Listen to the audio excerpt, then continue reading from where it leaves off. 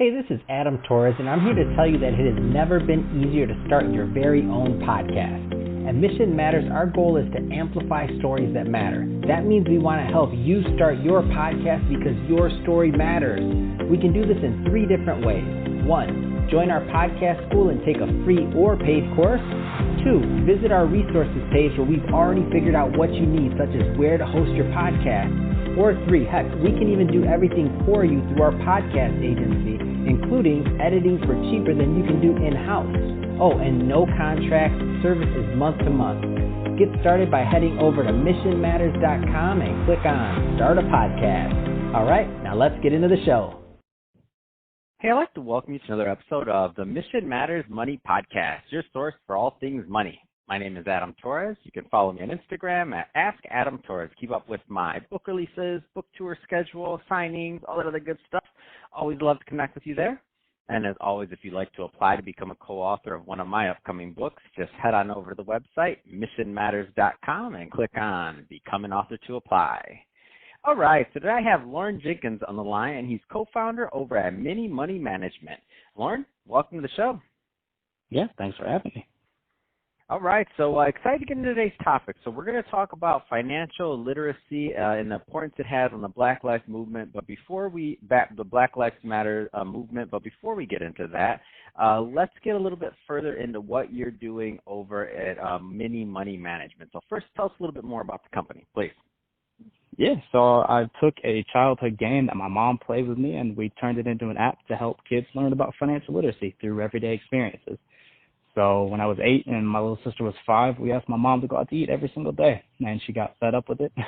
And her way to deal with it is that she made a household economy. And so we got a salary, we had to pay for rent, utilities, and it was more to go out to eat than it was to stay in. And so for us, we learned about money naturally. It was an everyday type thing, and so that's what we put into an app. So for parents and for teachers is our main 2 goals, because those are obviously the people who have kids. And we're really looking at that K through 8 range. So the kids will get a salary every week, and they'll have to pay for, if they're in school, their desk rental, and they'll have to pay for the janitor and for lunch. And we really wanted to focus on money, and kids start to get spending habits by the time they turn 5. So it's not like it's too early for them to learn money, but at the end of the day, there's not a lot of resources available for teachers and parents that can help you teach money just like kind of naturally. It's either a class or someone comes in and speaks. So we wanted it to come from our parents, from the teachers, teaching your kids just every day how money can work in the real world.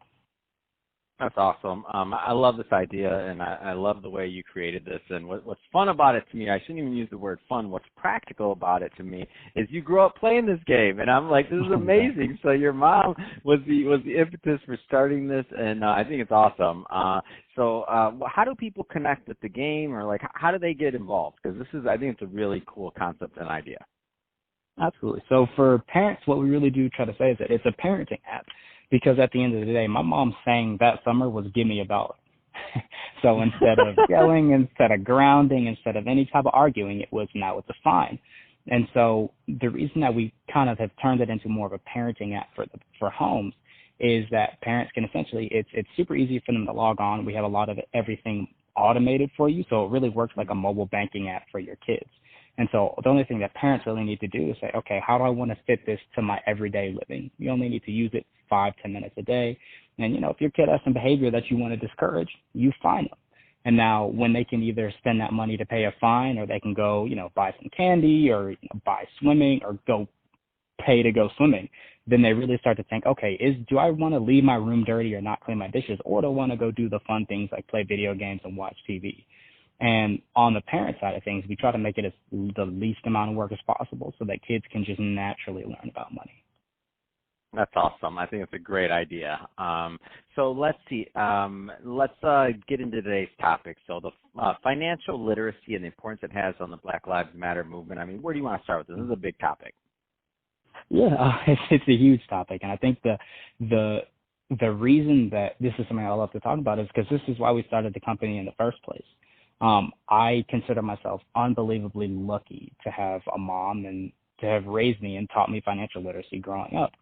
But growing up and seeing how other kids, what happened when they didn't get that financial literacy, I've got stories for days. But when you leave the house for the first time and you don't know how to use money, then that's when you start to make those decisions. And those decisions will stay with you for the next 10, 15, 20 years. Like student loans don't just go away. I wish they would, but they don't. And so I think that when you look at a lot of the kids who either go to college for the first time or get into debt, a lot of them are kids of color. And they don't have that same financial backing that somebody else who may get into a different situation may have. So for me, it's let's have those kids make a mistake at the age of 6, 7, and 8, as opposed to 17, 18, and 19, where that impact is going to be a lot larger.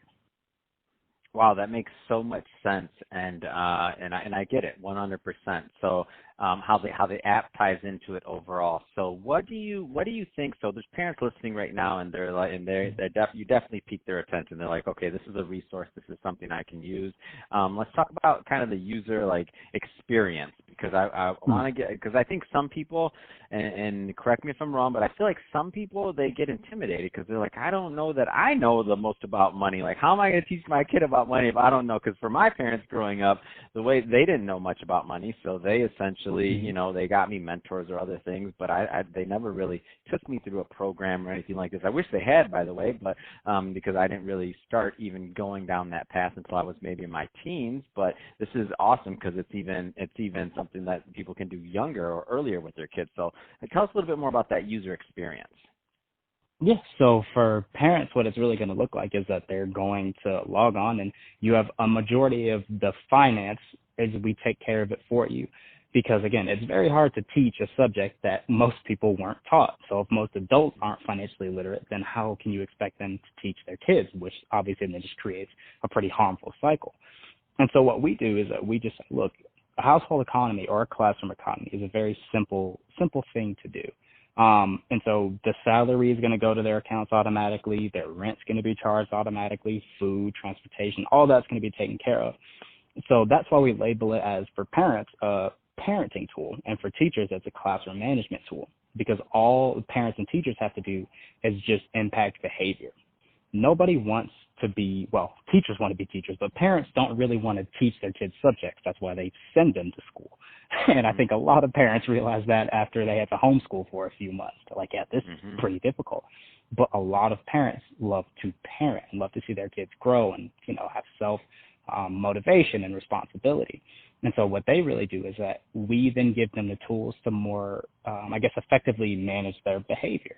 So the bonus and the fine is a very simple concept, but the impact of it is felt a lot more widely because it's tied to their everyday living. So it's not just a grounding or you don't get your skateboard this week. It's like, okay, wait, I may not be able to go out to eat because I was acting poorly.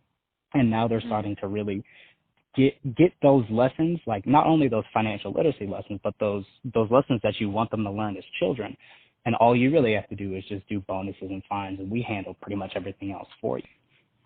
Oh man, that's awesome. I think this is a great idea. It's a great program. So next steps, Lauren, if somebody is listening to this and they want more information and they want to connect and they want to, start using this for their children, what's the best route for them to go about connecting with you and your brand? Absolutely. So for parents and teachers, go to minimoneymanagement.com. For parents, we've got a 10-day free trial, and for teachers, we're trying to keep everything completely free. So obviously the app's going to look a little bit different for both users, but the same general concept. Oh, that's fantastic. Well, Lauren, really appreciate you coming on the show today and sharing more about your background and all the great things you're doing to help parents and teachers to educate the next generation of money. So thank you for that. And to the listeners, as always, thank you for tuning in. Hope you got a lot of value out of this. If you did, don't forget to subscribe to the podcast, leave a review on the Apple iTunes Store, and if you're watching this on our YouTube channel, Mission Matters Money, definitely give us a subscribe there, but also leave some comments in the video. Love to know what kind of projects and things that you're working on. And Lauren, thanks again for coming on the show. Thanks for having me.